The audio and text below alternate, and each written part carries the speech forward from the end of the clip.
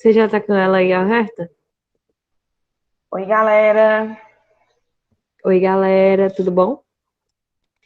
Então, hoje nós vamos falar, né, de outro tema aí para vocês, um tema importantíssimo, tá? Tanto para Enem quanto para outros vestibulares, porque ele está completamente contextualizado com esse momento de pandemia que nós estamos vivendo, sem ser necessariamente sobre pandemia, né? Então, é um tema que vai trabalhar, pelo menos na minha opinião, né, o porquê de a pandemia ter sido tão drástica, principalmente para o nosso país, né?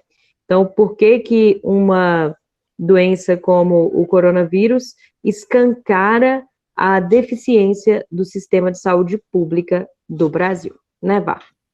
Isso é um tema que não é apenas para o Enem, mas também para outros vestibulares, porque é um tema que envolve questão de saúde, né? Quem faz vestibulares específicos da área da medicina sabe que muitas universidades, muitas faculdades têm optado por cobrar temas relacionados ao campo da saúde. E, ao mesmo tempo, é um tema que fala também sobre a questão social, né? Então, não é apenas para o Enem, é para o Enem, para qualquer outro vestibular. Então, a gente decidiu dar esse tema justamente por isso, porque ele é bem abrangente e pode ajudar vários, né, alunos aí nas suas respectivas provas. Isso. Então, você coloca aí para Já estou colocando apresentar? partilhar a tela. Apareceu para você, Ima? Apareceu. Então, galera, é muito importante que vocês entendam, né? Nós sempre falamos disso, mas a importância das palavras-chave na hora de montar o plano de texto. Então, palavras como importância, papel, né, função, como nesse caso do tema aí que falam o papel da sociedade, da sociedade, o papel da saúde pública para a garantia dos direitos fundamentais. Então, esses temas que têm essas palavras, papel, importância, função, eles nos levam ao plano de importância versus desafio, né? Então, no desenvolvimento 1, você falaria exatamente desse papel, ou seja, da importância da saúde pública, né? Mostrando quais são os benefícios que ela traz para a sociedade, né? E aí a gente ainda colocou como exemplo aí as campanhas de vacinação, os atendimentos emergenciais e a saúde da família, né, que é uma das vertentes da saúde pública assim mais importantes, né? E aí o que que acontece? Já que no D1 você vai falar da importância do papel, você vai pensar assim: uai, uai, vai. Então, o que que eu vou falar no D2 se eu já vou falar só de coisa boa? Aí você vai pensar no D2 que, ainda que esse sistema de saúde ele traga tantos benefícios, ele ainda tem diversos desafios que precisam ser superados para que ele seja realmente eficiente, né? Então, o D2 ele vai trazer os desafios. Como há uma ideia aí, ó, de oposição entre D1 e D2, o seu operador argumentativo para iniciar o D2 tem que ser um operador, né, se você for fazer esse plano, é claro, que dê ideia de oposição. Então, por exemplo, você pode usar um no entanto, um por outro lado, um em contrapartida, não é, Pá? Isso. E aí, aquilo que a gente sempre fala com vocês. Eu não posso usar uma concessão de cara para iniciar o D2, porque eu preciso do operador argumentativo antes, mas, neste caso, Isso. eu posso fazer o uso do operador argumentativo de oposição seguido por uma concessão, De uma para oposição. mostrar, né, o embora, o ainda que, mesmo que, para mostrar que, mesmo diante de tamanha importância e de tantos benefícios que a saúde pública é capaz de trazer, ainda existem entraves a serem superados. E aí eu vou argumentar o meu D2 mostrando quais são. Mostrando Porque esses não adianta. entraves. Isso não adianta, porque eu tenho visto isso muito nas redações. O aluno colocar aqui, a tal coisa não foi suficiente, ainda existem entraves, mas não apresenta quais Quais entraves. entraves? Por que E que não é suficiente? Ou não aí, tem tanta eficiência? Por quê? Como que isso aí você tem que comprova aprofundar. isso? Exatamente. Então, aí no D2, apresentar os desafios que se apresentam a um atendimento. Olha que palavras é ótimo, né? O mineiro, ele tem a capacidade de colocar o plural no quê. Mas, olha que palavras importantes essas, olha. Apresentar os desafios que se apresentam a um atendimento eficiente, democrático e igualitário em todo o país, como áreas que não são atendidas, a má distribuição dos recursos. Então, olha que legal, você já pode pensar nisso. Então, por que às vezes o sistema de saúde não consegue ser eficiente? Ah, porque ele não chega de forma igualitária a todas as regiões do país, ou porque não há realmente a democratização de todos os recursos, né? Nós já discutimos um pouco sobre isso no tema da telemedicina, né? Então, seria no D2 apresentar esses desafios mesmo, esses entraves. Isso. E aí, a gente tem aquela fórmulazinha, que é uma fórmula mais adequada para uma introdução longa, como o caso do Enem.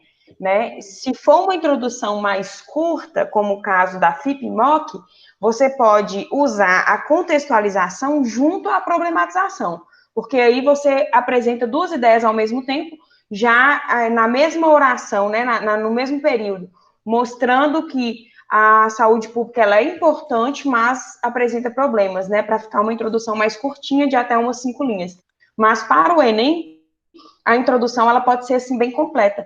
E esse é um padrão que a gente encontra na maior parte das redações de nota 1000 ou de notas muito altas, né, 980, 960, 920, que pode ser utilizado e que é uma forma muito segura de fazer. Quando você se adapta a fazer esse tipo de introdução, você consegue se virar bem, já que a introdução é um problema para muita gente, né?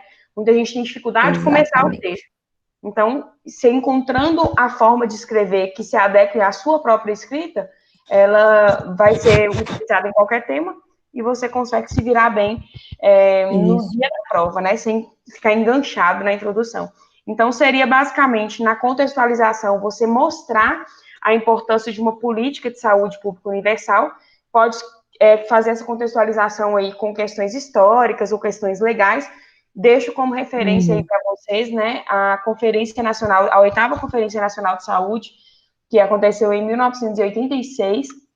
Para quem não sabe, foi essa conferência a responsável por pensar, por sistematizar, né, tudo que já vinha acontecendo no país desde os anos 60 e 70 em relação ao que vai virar lá na frente a luta antimanicomial e o sistema de desencarceramento do paciente em saúde mental, e também é a conferência que debate pela primeira vez de uma maneira bem sistemática e que leva à Constituinte de 88 a ideia de uma saúde pública universal. Então, dei uma pesquisada mais sobre a 8ª Conferência Nacional de Saúde, que ela tem muita coisa importante em relação ao padrão em saúde pública que se estabeleceu no Brasil a partir da Constituição de 88, né?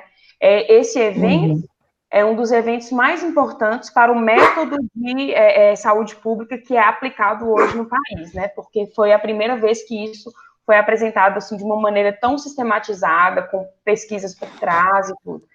E, além disso, o artigo 6º da Constituição também é uma referência importante para contextualizar neste caso, porque ela fala exatamente sobre os direitos fundamentais, que inclui saúde, educação, previdência, proteção, a maternidade e a infância, e seria uma boa forma de você contextualizar que já existe um aparato legal para isso, né? Então, nos dois casos, a gente pode misturar a questão histórica com a questão da lei, né?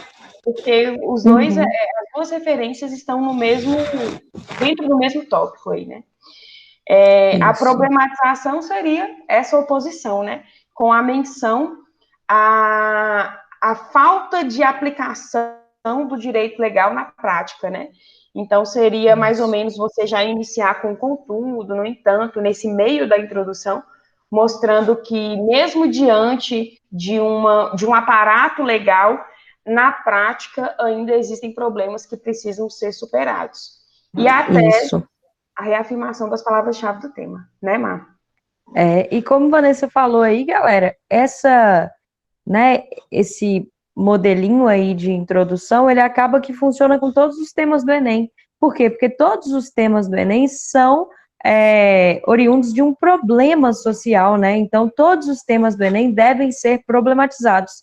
Tanto é que uma das competências obrigatórias é a proposta de intervenção. Então, entende-se que sempre será um problema social. Então, essa ideia de contextualização, por exemplo, mostrando como na teoria, né, a importância daquilo, aí o tema e a problematização, você mostra a diferença entre o que se espera, né, como nós vamos colocar aí mais para frente, expectativa e realidade, e a tese, que seria a reafirmação das próprias palavras-chave do tema, né? Então, eu acho que é um modelinho aí bem legal, né, Vá?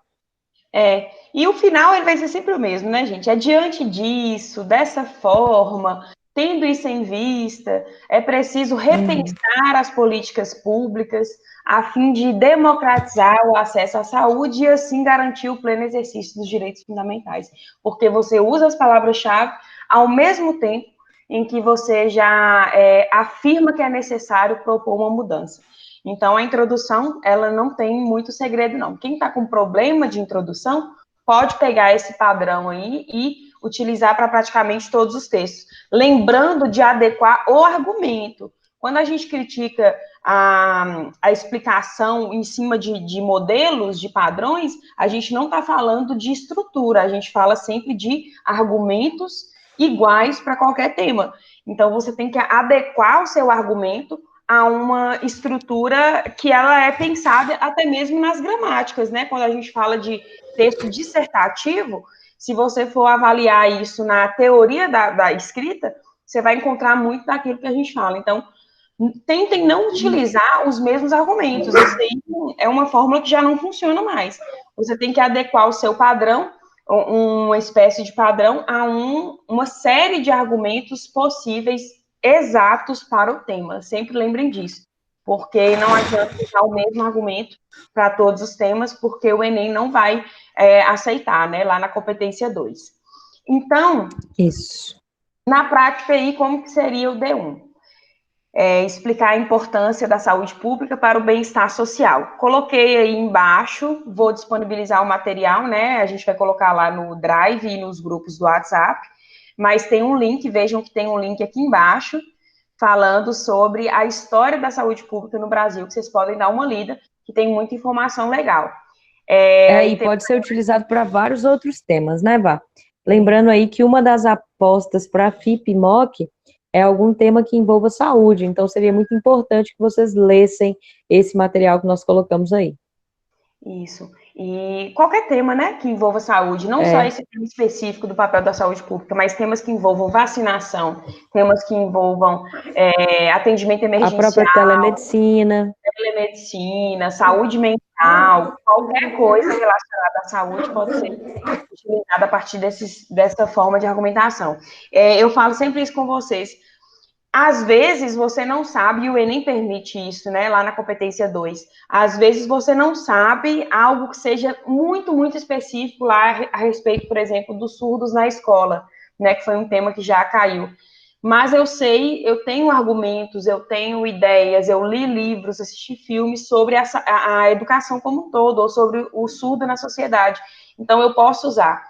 A gente não tem que ficar preso a ter argumento e repertório sociocultural específico a cada tema, mas é importante que a gente estude e procure variar as nossas ideias dentro de cada área, né?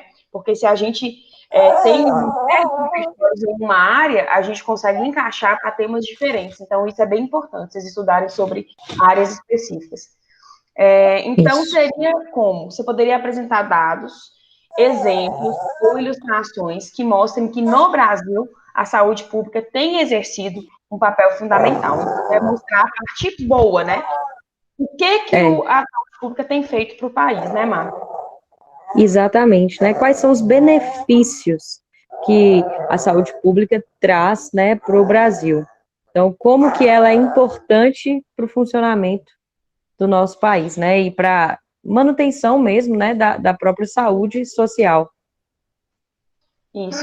E aí tem uma série de coisas que vocês podem mencionar, por exemplo, Campanhas de vacinação, tem aí esse Zé Gotinha, né? As campanhas de vacinação que são encabeçadas, né? Montes Claros teve 2 campanhas de vacinação em sequência, agora neste mês, que foram a campanha da gripe e a campanha do sarampo, que está em vigor ainda, né? Então, eu não essas vacinei ainda, tenho campanhas. que vacinar. Pois é, eu já vacinei. Essas campanhas, elas são todas encabeçadas pelo sistema de saúde pública, né, e valem para o país inteiro.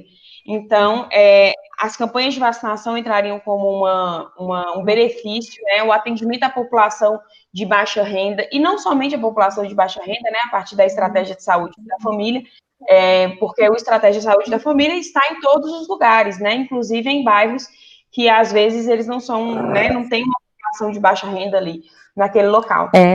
E a estratégia de saúde da família, ela é praticamente a base, né, do sistema de saúde pública, porque a estratégia da saúde da família, ela entende a importância do profissional da saúde para aquela comunidade. Então, ele vai em cada casa, então seria como se fosse um hospital itinerante, né, que vai até a sua casa, que conhece seu histórico. Então, a saúde da família, ela deveria ser sempre citada nesses temas que falam sobre saúde, porque, querendo ou não, ela é a melhor forma de prevenção e de tratamento em relação, assim, às comunidades, né? A importância daquele médico do ISF, né? Ele conhecer os pacientes daquela comunidade. E dar Então, eu uma penso que é um dos continuidade aos planos mais tratamentos, né? brilhantes. Eu penso que é um dos planos mais brilhantes. É um dos setores mais importantes da saúde, que é a saúde preventiva. Tanto que o próprio Isso. setor privado tem investido em saúde preventiva, né? Se você verificar, por exemplo, as grandes empresas de saúde, os grandes, por exemplo, empresas de plano de saúde, eles têm investido em saúde preventiva, porque a estratégia de saúde da família, que foi o primeiro método de saúde preventiva que ganhou uma prática bem efetiva mesmo no país, né? A partir do sistema público, tem ganhado outras esferas. Então, essa estratégia ela é muito legal, ela é algo assim que dá continuidade ao tratamento, você não fica circulando de um médico para outro, sem que aquele médico conheça seu histórico.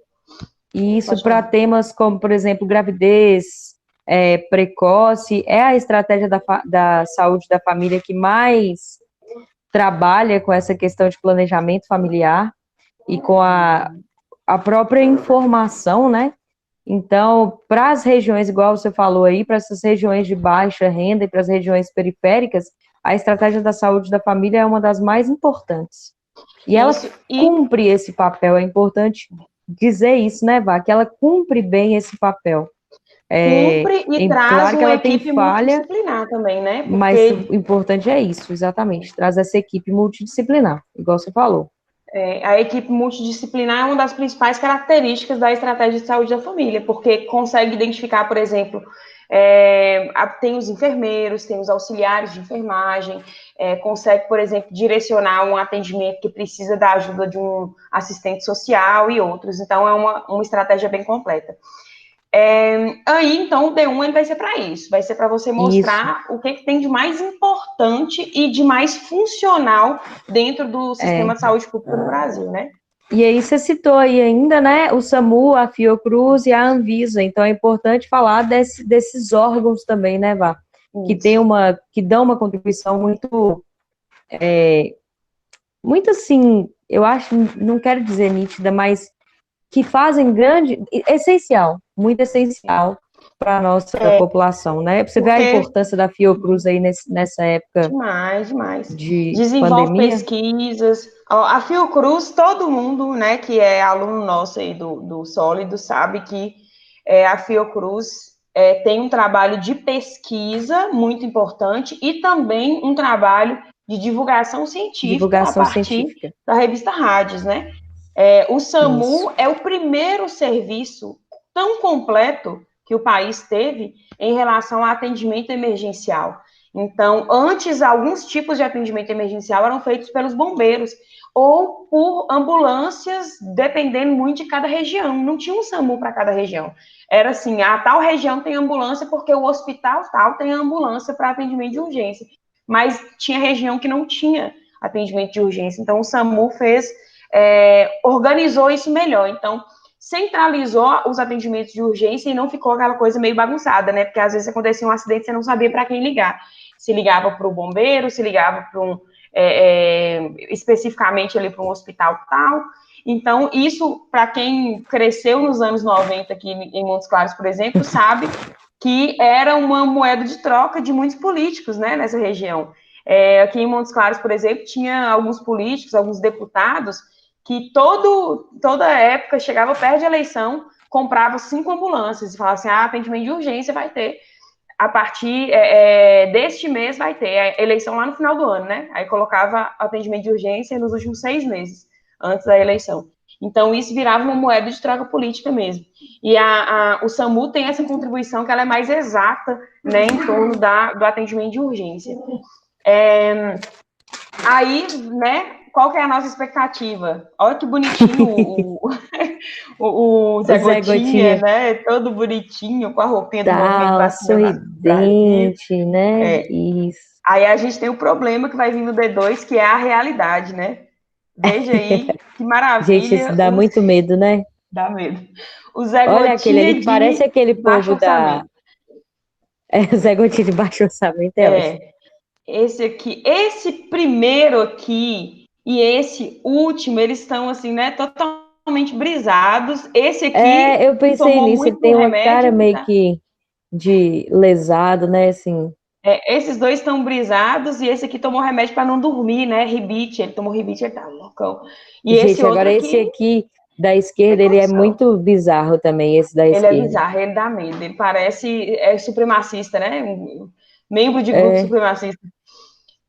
E aí, o que vai ser o D2? Vai ser os desafios, né? A gente tem um plano, um projeto que é bem legal, bem bacana, que já trouxe benefícios, mas tem uma série de entraves e desafios a serem superados para que essa garantia legal ela tenha um alcance esperado, né?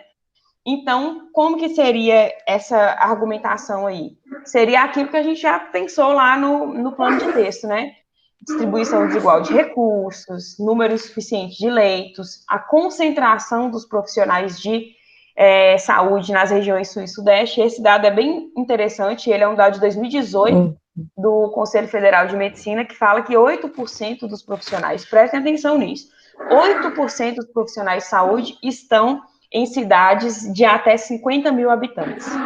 Sendo que, no Brasil, pelos dados do IBGE, quase 90% das cidades do país têm até 50 mil habitantes. Então, os outros 10% são as cidades de médio e grande porte. Então, que é em menor quantidade. E tem uma concentração muito maior de profissionais, o que faz com que haja essa distribuição indevida, né? Esses dados, para quem quiser utilizar na redação, estão aqui no site do Dr. Drauzio Varela, né, nesse link que a gente deixou aí disponível. E aí eu queria falar bem disso, Vá, porque vocês não podem esquecer, galera, que não basta você falar, por exemplo, que ocorre a distribuição desigual de recurso, ou que há um número insuficiente de leitos, ou até que há uma concentração de profissionais nas regiões sul e sudeste. Você tem que comprovar. Lembra que o Enem, ele exige de você, né, fatos, argumentos, informações e opiniões em defesa de um ponto de vista. Então, para que haja fato, você tem que comprovar. Então, a gente colocou aí os dados do CFM, né? E que Vanessa falou aí, já que está nesse site aí, é só clicar em cima desse site aí. Mas não deixem de comprovar, tá? Então, você falou que há distribuição desigual de recurso, coloque algo que comprove. Mas eu não tenho dado, o que eu vou fazer? Pega alguma notícia que fala que há uma distribuição desigual de recurso, e aí, a partir dessa notícia, você já pode usar ela como o seu fato, como o seu repertório sociocultural até, tá bom? Não esqueçam de comprovar. Esse tema é um tema mais fácil, por quê? Porque ele é bem objetivo. E aí, o que vocês têm que lembrar é isso, ó, o que eu penso, que é a minha opinião, por que eu penso, que são os meus argumentos e as minhas informações, e como comprovar o que eu penso. que aí é onde eu vou apresentar o fato, tá? Que são as estratégias argumentativas, sejam dados, pesquisas, notícias, tá bom? Alguma Isso. citação. Tem até essa imagem aí, eu não sei se vocês chegaram a assistir, mas no ano passado, acho que de 2017 para cá, ou 2018 para cá, essa série, como é que ela chama? Eu coloquei o nome dela ali na frente. Sob Pressão. Sob Pressão. Aqui. Essa série Sob Pressão, ela mostra a realidade do hospital público, né?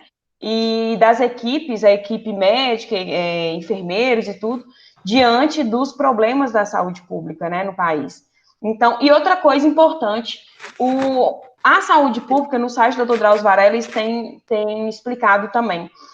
A saúde pública, hoje, corresponde à maior parte da base em saúde no país. Então, a gente tem, lógico, né, hospitais de referência aí, que não são públicos, mas a maior parte das instituições de saúde no Brasil hoje são públicas. Inclusive, grandes hospitais de referência são públicos ou são parcerias público-privadas ou têm parte do seu atendimento pelo SUS. Então, por exemplo, quem conhece, em Belo Horizonte tem alguns hospitais que são referências em áreas específicas. Por exemplo, o Hospital João 23 é referência em atendimento de urgência. O Hospital da Baleia também é um hospital que ele, na verdade, é público-privado, mas tem atendimentos em referência em pediatria. Então, Montes Claros, por exemplo, tem o antigo Hospital São Lucas, que ganhou o nome agora de Fundação Dilson Godinho, né? Ele é referência em atendimento de câncer, em tratamento de câncer pelo SUS. Então, o tratamento de câncer em Montes Claros, grande parte dos tratamentos de câncer gratuitos são feitos pelo Hospital Dilson Godinho. Né? Aí Por isso que eles não aceitam vítimas de Covid. Exato. E aí tem o Hospital HU, que também, no caso do HU, ele é completamente, né, não é igual a Santa Casa, que tem atendimento SUS e tem atendimento também pelo setor privado, mas o HU, que é o Hospital Universitário, ele é referência em atendimento de doenças infecto-contagiosas na região norte de Minas, por exemplo, AIDS, pacientes aidéticos que fazem tratamento contínuo, geralmente vão para lá, hepatite e outros, né?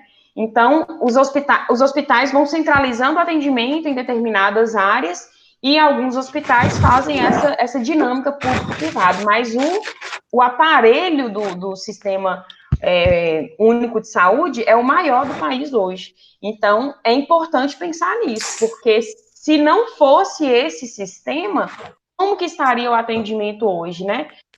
Como que eu posso mostrar esses desafios e falar assim, ó, é importante, mas olha o tanto de problema que ainda tem. Por exemplo, a gente tem em Montes Claros os hospitais que recebem até pacientes do sul da Bahia. Qual a chance de o sistema de Montes Claros dar conta dessa quantidade de pacientes?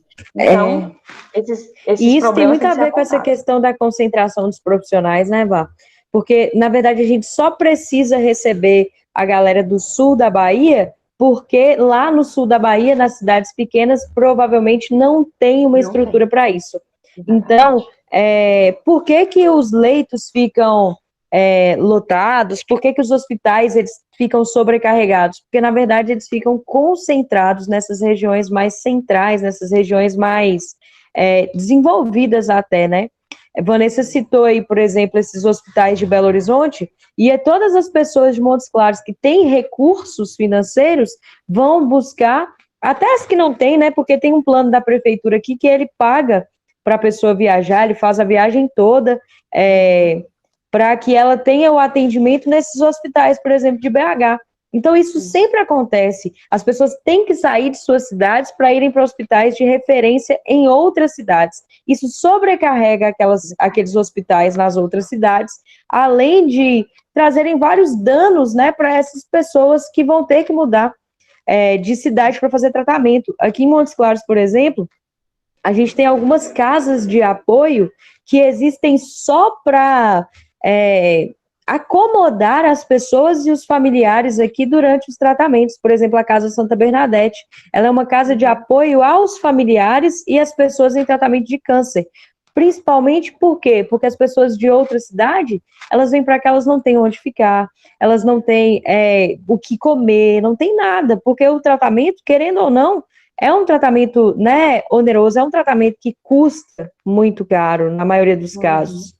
E isso Então, agrava muito, né, Má, a situação, porque aumenta é o custo com o deslocamento, porque às vezes também as prefeituras dão o transporte, então aumenta o custo com o deslocamento, aumenta o custo para as famílias, né, e a necessidade de um outro aparato, né, que é o aparato de acolhimento. A Fundação Sara faz a mesma exatamente coisa. Então é um aparato e um gasto a mais, né, que vai acontecer.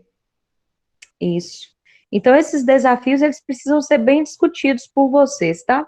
Como são desafios, a gente pede para que vocês usem, né? Para que vocês usem 2 desafios, tá? Não fala só um, não, porque senão você vai ficar com um argumento muito restrito, e também não precisa usar 3, 4, porque aí você não vai conseguir desenvolver a sua ideia. Então, 2 desafios, eu acho que eles são bons, e dá para você, inclusive, colocar um desafio dentro do outro, né, Vá? Que eles Até geralmente para têm economizar a relação linha, né? direta. Coloca dois É, que tem relação um com o outro, que são desdobramentos de um mesmo problema, e aí você já isso, resolve e faz o desenvolvimento 2 bem amarradinho. isso. Então, o que seria a conclusão? Né? A conclusão seria mostrar quais as medidas são necessárias para se alcançar os objetivos propostos por lei e garantir, né, melhorar esse aparato que já existe, para garantir o acesso aos direitos fundamentais. Então, olha essa expressão, né? A fim de garantir o acesso aos direitos fundamentais, já Já entraria é o como efeito, finalidade. né? É. Aí seria o agente, tem que ser as 3 esferas de governo. Você pode distribuir, por exemplo, em governo federal, governo estadual, governo municipal, Municipal, citar Ministério da Saúde, citar secretarias de saúde, estaduais ou municipais. A até ação. o próprio agente da saúde, né? Se você tiver citado a estratégia de saúde da família. Aí poderia colocar, por exemplo, a Secretaria Municipal de Saúde por meio de uma maior quantidade de agentes de saúde da família, por meio da contratação de uma maior quantidade, Isso, entendeu? Porque aí você já pega o mesmo agente e distribui e faz o modo meio relacionado a esse agente. Lembrando que não pode ser um segundo agente. Você tem que explicar direito, tem que colocar aqui a Secretaria Municipal de Saúde vai contratar um maior contingente de profissionais da saúde da família. Aí sim. Agora, se colocar por meio dos profissionais de saúde da família, é um segundo agente, né? Então, tem que pensar isso. no desdobramento como uma contratação, um investimento maior, esse modo meio, né? E não como segundo agente. A Exatamente. ação depende daquilo que você colocou como problema, né, Mar? Porque você vai falar, Exatamente, é. depende de você colocou que A é ação tem que ir em cima do seu desafio. Então, se seu isso. desafio é a concentração, então sua ação vai ter que ser em cima desse desafio. Então, vai ser uma ação buscando diminuir essa concentração. Como, por exemplo, ampliar o alcance do SUS. Se a sua ação é na ausência de recursos, na ausência de leitos, aí você vai investir no melhoramento do SUS. Se a sua ação, se o seu desafio lá é porque não é democratizado, não é para todo mundo, então você tem que efetivar as garantias legais, né? Então a sua ação ela vai em cima do desafio que você escolheu, para Isso. ficar bonitinho, para você não perder ponto na competência 3, porque você pode perder ponto na competência 3 se a sua proposta de intervenção não estiver boa, não estiver bem relacionada à sua discussão. É isso que eu ia falar, porque você pode até tirar 200 na 5, mas pode ser prejudicado, né? Pode ficar prejudicada a nota da competência 3 se você não colocar de acordo com o que você apontou como um problema, né? Então, a ação vai ser sempre relacionada àqueles desafios lá do D2. O modo meio é isso, vai depender também da ação ou do agente, né? Você pode usar a ampliação da destinação de verbas, descentralização dos profissionais, contratação de mais profissionais, maior oferta de cursos de saúde. Se vocês, por exemplo, apontarem que há um problema em relação à formação de novos profissionais, pode colocar isso também. Então, depende muito daqueles desafios. E a finalidade é aquilo que a gente falou no início, meio que a retomada, né? Lá da introdução ou do próprio tema. Garantir o acesso aos direitos fundamentais, oferecer um sistema de saúde amplo, igualitário, de qualidade, aí depende muito de como você iniciou o texto e de como você vai fazer para retomar as palavras-chave, né? E aí, Exatamente. as últimas sugestões para vocês de repertório, tem na Netflix esse documentário, ele chama SICO Saúde em português, do diretor norte-americano Michael Moore. Ele não tem a ver com o sistema de saúde público do Brasil, mas pode servir como uma comparação, porque ele mostra os desafios, né, enfrentados pelo sistema de saúde dos Estados Unidos, que é um sistema completamente privatizado, que tem um atendimento público ainda muito incipiente. No último governo, no governo Obama, teve o início de uma medida para transformar, baseado no sistema que é aplicado no Reino Unido, né? Que ganhou o nome de Obamacare, né? Que seria um sistema de saúde público inicial para famílias de baixa renda, ainda padronizado igual esse sistema privado, né? Seriam carteirinhas, o plano de saúde a um preço muito mais baixo e tal, que ainda não deu muito certo, né? Começou a existir, mas essa mudança ela foi descontinuada.